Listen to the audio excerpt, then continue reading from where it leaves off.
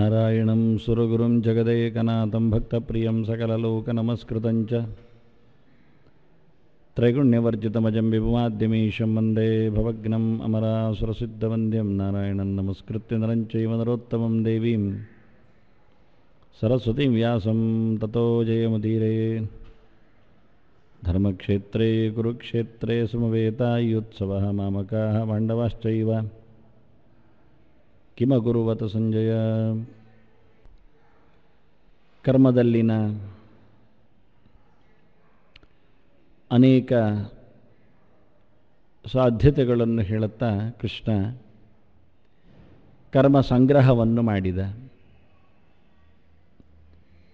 ಕೆಲವೇ ಉಪಕರಣಗಳ ಮತ್ತು ಕರ್ತೃವಿನ ಒಂದು ಸಮಾವೇಶದೊಂದಿಗೆ ಕರ್ಮವು ನಡೀತದೆ ಅಂತ ಹೇಳುತ್ತಾ ಕರ್ಮದ ಸಂಗ್ರಹ ಅನೇಕ ಮೊಗದ ಚೇಷ್ಟೆಗಳೊಟ್ಟಿಗೆ ಅದಾಗುತ್ತೆ ಅಂತ. ಅದಕ್ಕೆ ಬೇಕಾಗಿರತಕ್ಕಂತಹ ಮೂಲ ವ್ಯಕ್ತಿಗಳು ಅಂದರೆ ಮೂಲ ವಸ್ತುಗಳು, ಮೂಲ ದ್ರವ್ಯಗಳು, ಕರ್ಮ ಯಾರನ್ನು ಕುರಿತು ಏನು ಯಾಕೆ ಹೇಳುತ್ತದೆ ಅಂತ ಹೇಳುವಲ್ಲಿ ಒಂದು ಕರ್ಮ ಅಂತ ಇದೆ, ಅದನ್ನು ನಡೆಸುವವ ಅಂತ ಇರ್ತಾನೆ, ನಡೆಸುವವನಲ್ಲಿ ಒಂದು ಚಿಂತನೆ ಇರ್ತದೆ. ಇದು ಮೂರನ್ನು ಜ್ಞಾನ, ಜ್ಞೇಯ, ಪರಿಜ್ಞಾತ ಅಂತ ಶಬ್ದದಿಂದ ಹೇಳಿದ. ಮಾಡುವ ಕರ್ಮ, ಮಾಡುವವ, ಮಾಡಲು ಬೇಕಾದ ಅವನ ಬಗೆ, ರೀತಿ, ಹೇಗೆ ಮಾಡುತ್ತಾನೆ ಅಂತ ಎಲ್ಲವನ್ನು ಹೇಗೂ ಮಾಡಲಿಕ್ಕೆ ಬರುತ್ತೆ. ಈಗ ಊಟ ಹಾಕುವುದು, ಬಡಿಸುವುದು ಎನ್ನುವುದೊಂದು ಕರ್ಮ. ಬಡಿಸುವವ ಅಲ್ಲಿ ಕರ್ತೃ. ಹೇಗೆ ಬಡಿಸ್ತಾ ಇದ್ದಾನೆ ಎನ್ನುವುದು ಅವನ ಯೋಚನೆಯಲ್ಲಿ ಬಂದಿರ್ತದೆ, ಅರಿವು ಹೇಗಿರುತ್ತದೆ. ಬಡಿಸಬೇಕೆನ್ನುವ ಕರ್ಮವನ್ನು ಯಾವ ರೀತಿಯಲ್ಲಿ ತಿಳ್ಕೊಂಡಿದ್ದಾನೆ ಅವನು, ಅದು ಸುಲಭ. ಸೋಟಲ್ಲಿ ತೆಗೆದು ಹಾಕುವುದು ಅಂತ ಅದು ಸುಲಭ, ಆದರೆ ಅದು ಹೇಗೆ ಸೌಟಲ್ಲಿ ತೆಗೆದು ಹೇಗೆ ಹಾಕ್ತಾನೆ ಎನ್ನುವುದರ ಮೇಲೆ ನಿಂತಿದೆ. ಅವ ಒಟ್ಟಾರೆ ಸೌಟನ್ನು ಪಾತ್ರೆಗೆ ಸೀದಾ ಮುಳುಗಿಸುತ್ತಾನೋ, ಸೀದಾ ಯೋಚನೆ ಇಲ್ಲದೆ ಮುಳುಗಿಸ್ತಾನೆ ಅಂತಾದರೆ ಕೂತವರು ಊಟ ಮಾಡೋದು ಮತ್ತೆ ಮಾಡಬೇಕು, ಅವನು ಬಡಿಸಿ ಹೋದ ನಂತರ ಮಾಡಬೇಕು. ಯಾಕೆಂದರೆ ಅವ್ರ ಮೈ ಮೇಲೆ ಹಾರ್ತದೆ. ತಣ್ಣಗಿದ್ದದ್ದು ಹಾರಿದರೆ ಪರವಾಗಿಲ್ಲ, ಬಣ್ಣ ಒಂದು ಬರ್ತದೆ, ತೆಗಿಲಿಕ್ಕೆ ಆಗದ್ದು ಅಂತ ಇಟ್ಕೊಳ್ಬೋದು. ಆದರೆ ಬಿಸಿ ಇದ್ದದ್ದು ಬಿದ್ದರೆ ಕಥೆ ಏನು? ಅದನ್ನು ಸೌಟನ್ನು ಅದರೊಳಗೆ ಬುಳಕ್ಕನೆ ಹಾಕಿಬಿಟ್ಟರೆ 10 ಜನರ ಮೇಲೆ ಹಾರ್ತದೆ, ಅದು ಸುತ್ತಕ್ಕೆ ಆಗೋದಿಲ್ಲ. ತೆಗೆದು ಹಾಕುವಾಗಲೂ ಹಾಗೆ ಹಾಕಿದರೆ ಅದು ಇನ್ನೊಂದು ಕಷ್ಟದ್ದು.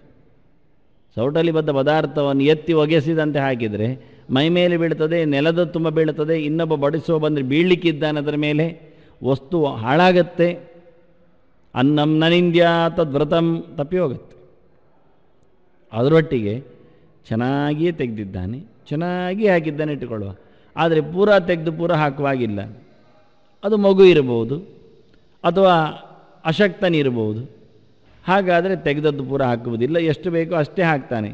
ಉಳಿದದ್ದು ಏನು ಮಾಡ್ತಾನೆ ಅಂತ ಕೇಳುತ್ತೇವೆ. ಉಳಿದದ್ದು ಒಂದು ಪ್ರಶ್ನೆ ಇಲ್ಲ, ಅದು ಪಾತ್ರೆಗೆ ಸೇರ್ತದೆ, ಅಲ್ಲಿಯೇ ತಪ್ಪಿದೆ ಅಂತ. ಒಬ್ಬನಿಗೆ ಹಾಕಿದ ನಂತರ ಇನ್ನೊಬ್ಬನಿಗೆ ಅದರ ಶೇಷ ಹಾಕುವಾಗಿಲ್ಲ.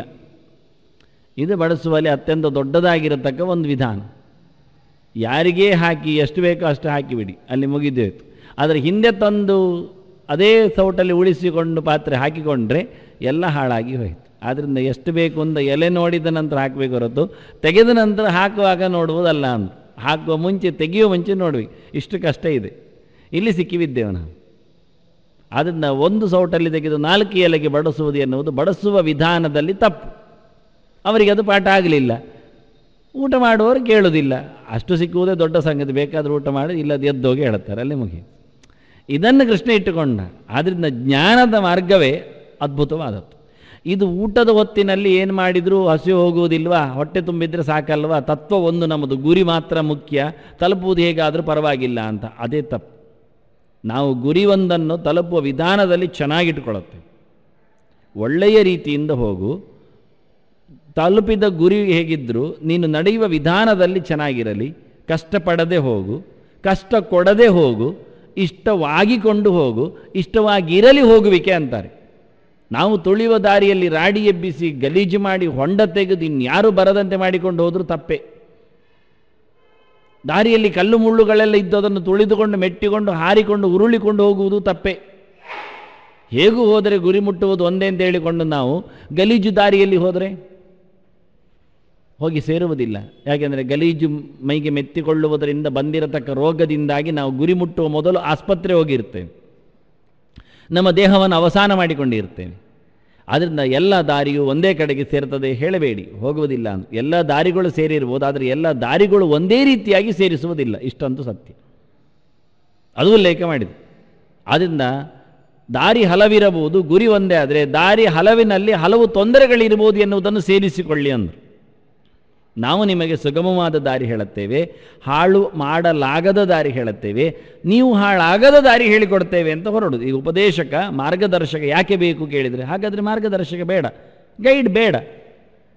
ನಮ್ಗೆ ಗೊತ್ತಿದೆ ಅಲ್ಲ, ಎಲ್ಲಿ ಹೋದರೂ ಗುರಿ ಒಂದೇ ಸಿಗುತ್ತೆ ಅಂತ. ಹಾಗಾದರೆ ಎಲ್ಲಿಗೂ ಹೋಗುವ, ಹೇಗೂ ಹೋಗುವ, ಆಗೋದಿಲ್ಲ.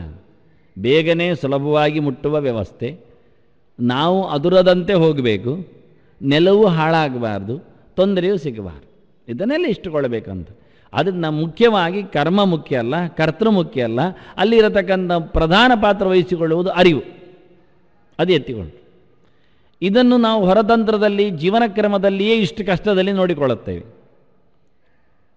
ಆದರೆ ಯಾಜ್ಞಿಕದ ಮುಖದಲ್ಲಿ, ಆರಾಧನೆಯ ಹಂತದಲ್ಲಿ, ನಮಗೂ ಮತ್ತು ದೇವರಿಗೂ ಸಂಬಂಧಪಟ್ಟ ವಿಷಯದಲ್ಲಿ ಆದಾಗ ಸಿಕ್ಕಿಬೀಳುತ್ತೆ. ನಾವು ನೀವು ಸಂಬಂಧಪಟ್ಟಾಗ ಅಡ್ಜಸ್ಟ್ಮೆಂಟ್ ಮಾಡಿಕೊಳ್ಳುವ ಸ್ವಲ್ಪ ಅಂತ ಹೇಳ್ಬೋದು. ನೀವೊಂದು ಸ್ವಲ್ಪ ಬಿಡಿ, ನಾವೊಂದು ಸ್ವಲ್ಪ ಬಿಡುತ್ತೇವೆ, ಕಣ್ಣುಮುಚ್ಚಿ ಊಟ ಮಾಡಿ, ಬೆಳೆಸೋದು ಹೇಗಿದ್ರು ಹೋಗಿ ಬಿಡಲಿ, ಏನೋ ಹೇಳ್ಬೋದು. ನಡಿಗೆಯಲ್ಲಿ ಚಪ್ಪಲಿ ಹಾಕ್ಕೊಳ್ಳಿ, ಅಥವಾ ಇನ್ನೇ ಅದರಾದ್ರೂ ಮುಲಾಮ ಹಚ್ಚಿಕೊಳ್ಳಿ, ಏನೋ ಇನ್ನಿತರ ವಸ್ತುಗಳನ್ನು ಹೇಳಿಕೊಂಡು ನಾವು ವ್ಯವಸ್ಥೆ ಮಾಡಲಿಕ್ಕೆ ಹೋಗ್ಬೋದು. ಏನಾದರೂ ಬಿಟ್ಟುಕೊಳ್ಳಿ, ತ್ಯಾಗ ಮುಖ್ಯ, ಹಾಗೀಗೆ ಅಂತ. ಆದರೆ ದೇವರ ವಿಷಯದಲ್ಲಿ ಆಗಿರತಕ್ಕಂಥ ಈ ಒಂದು ವ್ಯವಸ್ಥೆಯಲ್ಲಿ ಅದನ್ನು ಯಜ್ಞ, ಅದೇ ಕರ್ಮ ಅಂತ ಪ್ರಧಾನವಾಗಿ ಹೇಳೋದು.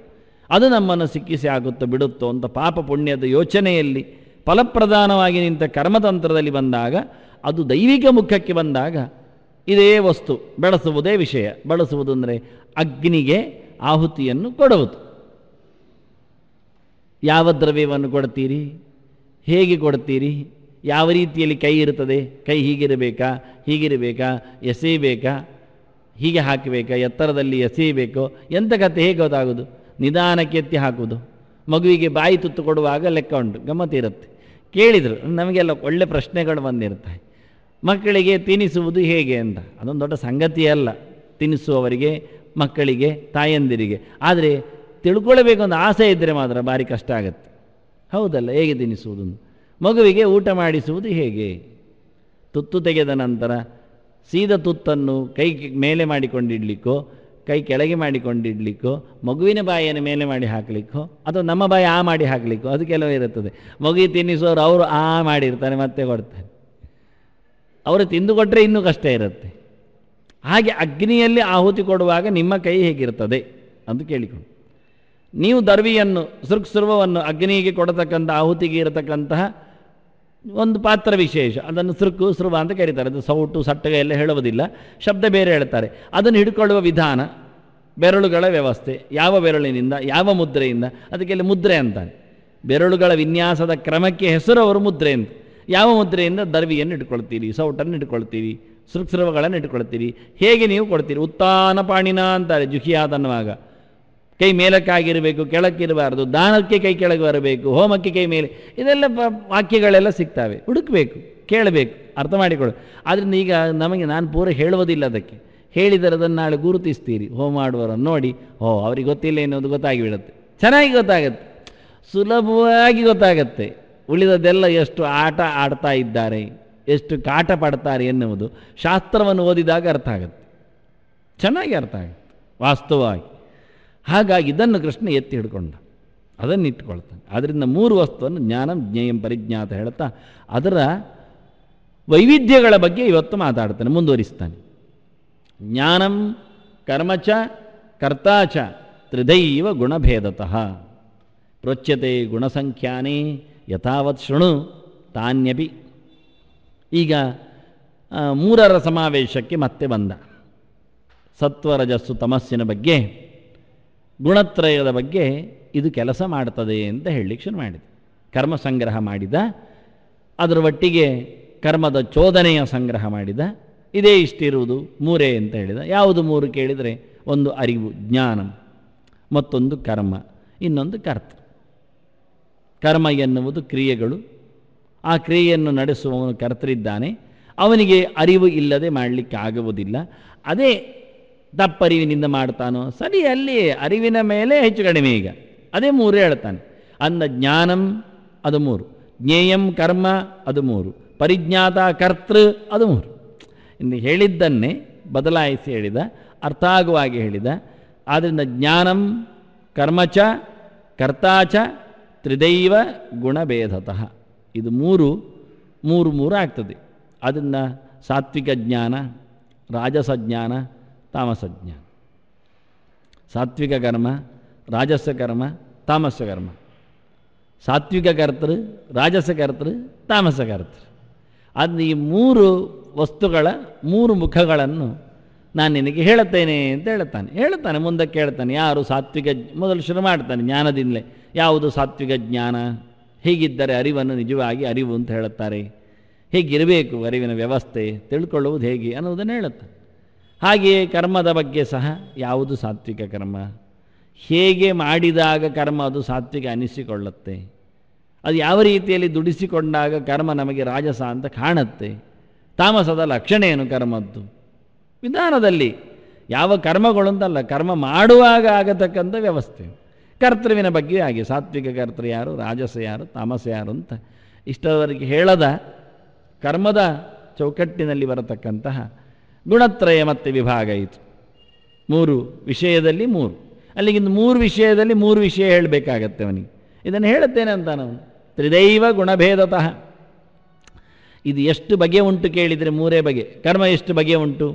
ಮಕ್ಕಳು ಮಾಡುವ ಕರ್ಮ, ದೊಡ್ಡವರ ಕರ್ಮ, ಆನಂತರ ಸ್ತ್ರೀಯರ ಕರ್ಮ, ಆಯಾ ಜಾತಿಯವರ ಕರ್ಮ, ರಾತ್ರಿಯ ಕರ್ಮ ಅಂದರೆ ಕಾಲಕ್ಕನುಗುಣವಾಗಿ, ದೇಶಕ್ಕನುಗುಣವಾಗಿ, ಜಾತಿಗನುಗುಣವಾಗಿ, ಮತಕ್ಕನುಗುಣವಾಗಿ.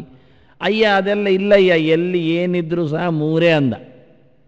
ಯಾರು ಏನೇ ಸ್ತ್ರೀಯರು ಮಾಡಲಿ, ಯಾವ ಕರ್ಮ ಕೇಳಿದರೆ ಅದು ಸಾತ್ವಿಕವೋ ರಾಜಸವೋ ತಾಮಸವೋ ಅಷ್ಟೇ, ಅಲ್ಲಿಯೇ ನಿಲ್ಲುತ್ತೆ. ಆದ್ದರಿಂದ ತ್ರಿದೈವ ಅಂತಾನೆ, ಮೂರೇ ಬಗೆಯಿಂದ. ಗುಣಭೇದತಃ ಮೂರು ಬಗೆ. ನಿಮ್ಮದು ಕಾಲಭೇದತಃ, ದೇಶಭೇದತಃ, ಜಾತಿಭೇದತಃ ಎಲ್ಲ ಎಷ್ಟೋ ಬಗೆ ಹೇಳಿ. ಬ್ರಹ್ಮಚಾರಿಗಳ ಕರ್ಮ ಬೇರೆ, ಅದು ಬ್ರಹ್ಮಚಾರಿ ಕರ್ಮ. ಅದು ಮುಂದೆ ಹೇಳ್ತಾನೆ, ಅವರವರಿಗೆ ಸಂಬಂಧಪಟ್ಟ, ಜಾತಿಗೆ ಸಂಬಂಧಪಟ್ಟಂತೆ, ಗುಣಕ್ಕೆ ಸಂಬಂಧಪಟ್ಟಂತೆ ಅದು ಹೇಳುತ್ತೇನೆ ಅಂತ ಹೇಳ್ತಾನೆ. ಮತ್ತೆ ಯಾವ ಕರ್ಮ ಮಾಡ್ಬೋದು ಯಾರು ಅಂತ ಅದು ಬೇರೆ. ಈಗ ಇಲ್ಲಿ ಸತ್ವರಜಸ್ಸು ತಮಸ್ಸು ಎನ್ನತಕ್ಕಂಥ ಮೂರು ಗುಣ, ಪ್ರಕೃತಿ ಗುಣ ಹಿಂದೆ ಹೇಳಿದ್ದಾನವನು. ಪ್ರಕೃತಿ ಗುಣಗಳದು ಅಂತ ಮೂರು ಅಂತ. ಅದು ವಾಸ್ತವವಾಗಿ ಅದಕ್ಕೆ ಬಣ್ಣ ಇದೆ. ಪ್ರಕೃತಿಯ ಗುಣಕ್ಕೆ ಸತ್ವಗುಣದಲ್ಲಿ ಮಾಡುವುದಾಗಿದ್ದರೆ, ಸಾತ್ವಿಕನಾದ ಕರ್ತರಾಗಿದ್ದರೆ ಅವನು ಬಿಳಿ ಕಾಣ್ತಾನೆ. ಅವನ ಹೊರವಲಯ ಎಲ್ಲ ಬಿಳಿಯಾಗಿರ್ತದೆ, ಸ್ವಚ್ಛವಾಗಿರ್ತದೆ, ಅಚ್ಚವಾಗಿರ್ತದೆ. ಹಾಗೆಯೇ ರಾಜಸನು ಕರ್ತರಾಗಿದ್ದರೆ ಅವನು ಕೆಂಪಾಗಿರ್ತಾನೆ, ಅವನ ಛಾಯೆ ಕೆಂಪಾಗಿರ್ತದೆ. ಅದರೊಟ್ಟಿಗೆ ಕಪ್ಪು ಛಾಯೆ ಉಳ್ಳವನು, ಕಪ್ಪು ನೆರಳು ಕಾಣುವವನು, ಎಲ್ಲ ಮಸುಕಾಗಿರುವವನು ಅವನು ತಾಮಸ ಕರ್ತರಾಗ್ತಾನೆ. ಅದರಿಂದ ಮೂರು ಬಣ್ಣ ಪ್ರಕೃತಿಯ ಬಣ್ಣ ಇತ್ತು. ಅಜಾಂ ಏಕಾಂ ಲೋಹಿತ ಶುಕ್ಲ ಕೃಷ್ಣಾಂ ಹೇಳಿಕೊಂಡು ಕೆಂಪು ಬಿಳಿ ಕಪ್ಪು ಅದು ಪ್ರಕೃತಿಯ ಬಣ್ಣ, ಅದು ಸತ್ವರಜಸ್ಸು ತಮಸ್ಸಿನ ವಸ್ತು ಅದು. ಹಾಗಾಗಿ ಸಾತ್ವಿಕ ರಾಜಸ ತಾಮಸ ಕರ್ಮದಲ್ಲಿ ಆಗಿ ಕೆಂಪು ಕರ್ಮ ಕಾಣುತ್ತೆ, ಬಿಳಿಯಾಗಿ ಕಾಣುತ್ತೆ, ಕಪ್ಪಾಗಿ ಕಾಣುತ್ತೆ. ತಿಳುವಳಿಕೆಯಲ್ಲಿ ಕಪ್ಪಾಗಿ, ಮಸುಕಾಗಿ, ತಪ್ಪಾಗಿ ಇರ್ತದೆ. ಹಾಗೆ ಕೆಂಪಾಗಿ, ಚಂದವಾಗಿ, ರಂಗಾಗಿರ್ತದೆ. ಅಂಥದ್ದು ಜ್ಞಾನ, ರಂಗಿನ ಜ್ಞಾನ ಅದು ಇರುತ್ತೆ. ಅದು ರಾಜಸವಾದ ಜ್ಞಾನ. ಆನಂತರ ಶುದ್ಧವಾದ, ಸ್ವಚ್ಛವಾದ, ಬಹಳ ಒಳ್ಳೆಯ ರೀತಿಯಿಂದ ಅರಿವು ಬಂದಿರ್ತದೆ, ಅದು ಸಾತ್ವಿಕ. ಹೀಗೆ ಮೂರನ್ನು ತ್ರಿದೈವ ಗುಣಭೇದತಃ. ಅದನ್ನು ನಿನಗೆ ಪ್ರೋಚ್ಯತೆ ಗುಣಸಂಖ್ಯಾನೆ ಯಥಾವತ್ ಶೃಣು ತಾನ್ಯಪಿ. ಅದನ್ನು ನಿನಗೆ ನಾನು ಹೇಳುತ್ತೇನೆ ಅಂತ ಕೃಷ್ಣ ಹೇಳ್ತಾನೆ. ಯಥಾವತ್ ಶೃಣು, ಇದ್ದಾಗೆ ಕೇಳು ಅಂತಾನೆ. ನಾನು ಇದ್ದಾಗೆ ಕೇಳಿಸ್ತೇನೆ. ತಾನ್ಯಪಿ ಶೃಣು, ಅದೂ ಕೇಳು ಅಂತ ಒತ್ತಾಯ ಮಾಡುತ್ತಾನೆ. ಬೇಕಾಗತ್ತೆ ಕರ್ಮವನ್ನು ಮಾಡುವಾಗ ಯಾವ ನಮೂನೆಯಲ್ಲಿ ಮಾಡಲಿಕ್ಕೆ ಬರುತ್ತೆ, ಏನು ವ್ಯತ್ಯಾಸ ಇದೆ ಗುಣತ್ರಯದಲ್ಲಿ ಅಂತ. ಇಲ್ಲಿ ತಾನೇ ಅಂತಾನೆ ಬಹುವಚನ ಕೊಡ್ತಾನೆ, ತಾನ್ಯಪಿ ಅಂತ. ಅಲ್ಲಿ ಎರಡು ನಿಜವಾಗಿ ನವಂಸಲಿಂಗದಲ್ಲಿದೆ, ಒಂದು ಪುಲ್ಲಿಂಗದಲ್ಲಿದೆ. ಜ್ಞಾನಂ ಕರ್ಮಚ ಕರ್ತಾಚ ಅಂತ. ಎರಡು ಹೆಚ್ಚಾಗಿ ನವಂಸಲಿಂಗದಲ್ಲಿ ಇದ್ದದ್ದಕ್ಕೆ ನವಂಸಲಿಂಗ ಪ್ರಯೋಗ. ತತು ತೇ ತಾನಿ ಅಂತ ಮೂರು ವಾಸ್ತವವಾಗಿ ಗುಣದಿಂದ ಮಾಡಲ್ಪಡುವಾಗ. ಆದರೆ ಕರ್ತೃ ಪ್ರಧಾನ ಅಲ್ಲವೇ ಅಂದರೆ ಕೃಷ್ಣನ ಲೆಕ್ಕದಲ್ಲಿ ಪ್ರಧಾನ ಕರ್ತೃ ಅಲ್ಲ, ಅದಕ್ಕೆ ಅವನು ಬಿಟ್ಟತ್ತು. ಕೃಷ್ಣನಿಗೆ ಕರ್ತೃವಿನ ವ್ಯಪದೇಶದಲ್ಲಿ ಹೇಳುವಾಗ ವಾಸ್ತವವಾಗಿ ಭಗವಂತ ಇದ್ದೇ ಇದ್ದಾನೆ, ಅವನನ್ನು ಬಿಡಲಿಕ್ಕಿಲ್ಲ. ಸ್ವತಂತ್ರ ಕರ್ತೃ ಭಗವಂತ, ಆಗ ಅವನಿಗೆ ಗುಣತ್ರಯದ ವ್ಯವಸ್ಥೆ ಇಲ್ಲ. ಪರಾಧೀನವಾದ ಕರ್ತೃತ್ವ ಜೀವನದಲ್ಲಿ ಇರುವುದು. ಅದನ್ನು ಬ್ರಹ್ಮ ನಿಜವಾಗಿ ಮಾಡುತ್ತಾನೆ ಅನ್ನುವ ನಪುಂಸಲಿಂಗದ ಪ್ರಯೋಗದಿಂದಾಗಿ ನಪುಂಸಲಿಂಗ ಸರಿಯಾಯಿತು. ಆದರೆ ಫಲಕ್ಕಾಗುವಾಗ ಸಂಬಂಧ ಪಡುವುದಿಲ್ಲ, ಅವನು ಬಿಟ್ಟುಕೊಡಬೇಕಾಗತ್ತೆ. ಅದಕ್ಕೋಸ್ಕರ ಅಪರಂ ಬ್ರಹ್ಮ ಉಂಟಲ್ಲ ಪ್ರಕೃತಿ, ಅದು ಕರ್ತ್ರಿ, ಅವಳಿದ್ದಾಳೆ. ಪ್ರಕೃತೇ ಕ್ರಿಯಮಾಣಾನಿ ಗುಣೈ ಕರ್ಮಾಣಿ ಸರ್ವಶಃ ಕೇಳಿತು. ಅದನ್ನ ಪ್ರಕೃತಿಯನ್ನು ಕರ್ತೃವಾಗಿಟ್ಟುಕೊಂಡಾಗ ಮತ್ತೆ ಪುನಃ ನಪುಂಸಲಿಂಗಕ್ಕೆ ಯೋಚನೆಗೆ ಬಂತು. ಅದನ್ನ ತಾನ್ಯಪಿ ಅನ್ನುವಲ್ಲಿ ಪ್ರಕೃತಿಯನ್ನು ಕಾರಣವನ್ನಾಗಿಟ್ಟುಕೊಂಡು ಕರ್ತೃವನ್ನಾಗಿಟ್ಟುಕೊಂಡು ಮಾಡಲಿಕ್ಕೆ ಬರ್ತದೆ ಅಂತ ಹೇಳಲಿಕ್ಕೋಸ್ಕರ ಕರ್ತೃಶಬ್ದಕ್ಕೆ ಹೆಚ್ಚು ಒತ್ತು ಇಲ್ಲ. ವಾಸ್ತವವಾಗಿ ಮಾಡುಗ ಮಾಡಿದ್ದಾನೆ ಸರಿ, ಅವನ ಅರಿವಿನಿಂದಾಗಿ ಮಾಡ್ತಾನೆ ಅಂತಾದರೆ ಅದರ ಮೇಲೆ ಹೆಚ್ಚು ಒತ್ತು ಅಂತ ಹೇಳಿಕೊಂಡು ಜ್ಞಾನ ಮತ್ತು ಜ್ಞೇಯ, ಜ್ಞಾನ ಮತ್ತು ಕರ್ಮ ಅದೆರಡು ಪ್ರಧಾನವಾದದ್ದು. ಅದೆರಡರ ಬಗ್ಗೆ ಅತ್ಯಂತ ಹೆಚ್ಚಿನ ಸಂಗತಿ ಇರುವುದು. ವೇದಗಳು ಎಲ್ಲ ಹಾಗೆಯೇ, ವೇದವು ಹೇಳುವುದಲ್ಲಿ ತಿಳಿದು ಮಾಡು, ಮಾಡುವುದಿದ್ದರೆ ತಿಳಿದುಕೋ, ತಿಳಿದದ್ದರ ಫಲವೇ ಮಾಡುವಿಕೆ, ಕರ್ಮವೇ ಜ್ಞಾನದ ಫಲ, ಜ್ಞಾನ ಇಲ್ಲದದ್ದಕ್ಕೆ ಕಾರಣ ಕರ್ಮದಿಂದ ಕಾಣುತ್ತೆ ಅಂತ. ಹಾಗಾಗಿ ಅವು ಎರಡಕ್ಕೆ ಹೆಚ್ಚು ಒತ್ತು ಕೊಟ್ಟು ಅದರ ಬಗ್ಗೆ ತಿಳ್ಕೋ ಹೇಳಿ ಕರ್ತವ್ಯನ ಬಗ್ಗೆ ಹೇಳುತ್ತಾನೆ. ವಾಸ್ತವವಾಗಿ ಯಾವುದು ಹೆಚ್ಚುಂಟು ಅದರ ಲಿಂಗವನ್ನು ಉಪಯೋಗಿಸುವುದು ಒಂದು ಸಾಹಿತ್ಯದ ಮುಖ.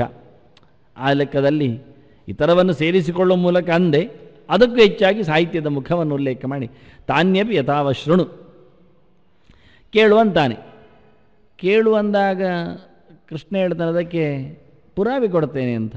ಎಲ್ಲಿದೆ ಅಂತ ಯಾವತ್ತು ಪ್ರಶ್ನೆ ಇರೋದು, ಯಾವತ್ತು ಹಾಗೆ ಎಲ್ಲಿದೆ ಅಂತ ಹೇಳಿದರೆ ಸಂತೋಷ ಆಗತ್ತೆ. ಸಂತೋಷದ ಒಟ್ಟಿಗೆ ಅದರ ಮೇಲೆ ಭರವಸೆ ಬೆಳ್ತದೆ. ಹಾಗೆ ಅದನ್ನು ನಾವು ವಿಮರ್ಶೆ ಮಾಡಲಿಕ್ಕಾಗತ್ತೆ. ನಾನೇ ಹೇಳಿದೆ ಅಂದಾಗ ನಿನ್ನನ್ನೇ ಪ್ರಶ್ನಿಸುವಂತಿಲ್ಲ. ಕೆಲವೊಮ್ಮೆ ಅದಕ್ಕೊಂದು ಚೌಕಟ್ಟುಗಳಿರ್ತವೆ, ಇತಿಮಿತಿ ಇರ್ತದೆ. ಮತ್ತು ನಿನ್ನನ್ನು ಏನು ಅಂತ ಪ್ರಶ್ನಿಸುವುದು? ನೀನು ಯಾಕೆ ಹೇಳಿದರೆ ನೀನು ಕೇಳಿದೆ ಮುಗಿಯಿತು. ಈಗ ಹೇಳಬೇಕಂಡಿದ್ದು ಹೇಳಿದೆ. ಆದರೆ ಒಂದು ಗ್ರಂಥ ಹೇಗೆ ಹೇಳಿದೆ, ಇಂಥವನು ವ್ಯಕ್ತಿ ಇಂಥ ಕಡೆಯಲ್ಲಿ ಹೇಳಿದ್ದಾನಾದರೆ ಅವನ ಪೂರ್ವಾಪರ ವಿಮರ್ಶೆ ನಮಗೆ ಮಾಡಲಿಕ್ಕೆ ಬರ್ತದೆ. ವಾಸ್ತವವಾಗಿ ಹಾಗೆ. ಆದ್ದರಿಂದ ಕೃಷ್ಣ ಇಲ್ಲಿ ಗುಣತ್ರಯದಿಂದ, ಅದರ ಭೇದದಿಂದ ಮೂರು ವಸ್ತುಗಳ ಕರ್ಮ, ಜ್ಞಾನ ಮತ್ತು ಕರ್ತೃವಿನ ವ್ಯತ್ಯಾಸವನ್ನು ಹೇಳುವಾಗ ಇದು ಪ್ರಾಚೀನ ಶಾಸ್ತ್ರದ ದಾಖಲೆಯಲ್ಲಿದೆ ಅಂತ ಹೇಳ್ತಾನೆ. ಯಾವುದು? ಗುಣಸಂಖ್ಯಾನೇ ಪ್ರೋಚ್ಯ. ಗುಣಸಂಖ್ಯಾನಂ ಎನ್ನುವುದು ಒಂದು ಗ್ರಂಥ. ಆ ಲೆಕ್ಕದಲ್ಲಿ ಕೃಷ್ಣ ಹೇಳುವಲ್ಲಿ ಇಲ್ಲಿ ಹಿಂದೆ ಹೇಳಿದ್ದ ಪಂಚೈತಾನಿ ಮಹಾಬಾಹೋ ಕಾರಣಾನಿ ನಿಬೋಧಮೆ ಸಾಂಖ್ಯೀಕೃತಾಂತೆ ಪ್ರೋಕ್ತಾನೆ ಹೇಳಿಕೊಂಡು ಸಾಂಖ್ಯ ಸಿದ್ಧಾಂತದಲ್ಲಿ ಹೇಳಲ್ಪಟ್ಟದ್ದು ಅಂತ ಹಿಂದೆ ಹೇಳಿದ್ದ. ಆದರೆ ಎಷ್ಟೋ ಜನ ಸಾಂಖ್ಯ ಸಿದ್ಧಾಂತದಲ್ಲಿ ಹೇಳಿದ್ದನ್ನು ಒಪ್ಪಲಿಲ್ಲ. ಸಾಂಖ್ಯಶಾಸ್ತ್ರ ನಮಗೆ ಬೇಡ ಅಂತ ಹೇಳಿದರು. ಯಾಕೆಂದರೆ ಸಾಂಖ್ಯಶಾಸ್ತ್ರದಲ್ಲಿ ದೇವರೇ ಇಲ್ಲ. ಅದಕ್ಕೆ ಹೆಸರೇ ನಿರೀಶ್ವರ ಸಾಂಖ್ಯ ಅಂತ. ಆದರೆ ಸೂತ್ರಕಾರರು ಶೇಶ್ವರ ಸಾಂಖ್ಯ ಮತವನ್ನು ನಿರಾಕರಣೆ ಮಾಡಿದ್ದಾರೆ. ಇಲ್ಲ ಎನ್ನುವುದಲ್ಲ, ಇತ್ತು ಎನ್ನುವುದು ಸರಿಯೇ. ಈಗ ಇಲ್ಲ ಎನ್ನುವುದು ಒಪ್ಪಿಗೆ. ಈಗ ಇಲ್ಲ ಅಂದ ತಕ್ಷಣ ಇಲ್ಲ ಹೇಳುವುದಲ್ಲ. ಕೃಷ್ಣನ ಮಾತಿನ ಹತ್ತಿರದಲ್ಲಿ ನಿಂತಾಗ, ಕೃಷ್ಣ ಇದ್ದ ಕಾಲದಲ್ಲಿ 5000 ವರ್ಷದ ಹಿಂದೆ ಅರ್ಜುನನ ಉಪದೇಶ ಮಾಡುವಾಗ ಆಗ ಅವನಿಗೆ ಹೇಳಿದ್ದೇನು? ಸಾಂಖ್ಯ ಕೃತಾಂತದಲ್ಲಿ ಹೇಳಿದೆ ಅಂದಾಗ ಸಾಂಖ್ಯ ಸಿದ್ಧಾಂತದಲ್ಲಿ ಹೇಳಿದೆ ಅಂತ ಹೇಳಿದರೆ ಏನು ತಪ್ಪಾಗತ್ತೆ? ಮಹಾಭಾರತ, ಅದರಲ್ಲಿನ ಗೀತೆ, ಕೃಷ್ಣನ ಉಪದೇಶ, ಕೃಷ್ಣನ ಕಾಲದಲ್ಲಿ ನಡೆದ ಘಟನೆ, ವೇದವ್ಯಾಸರು ಮೊದಲು ಬಂದಾಗಿದೆ.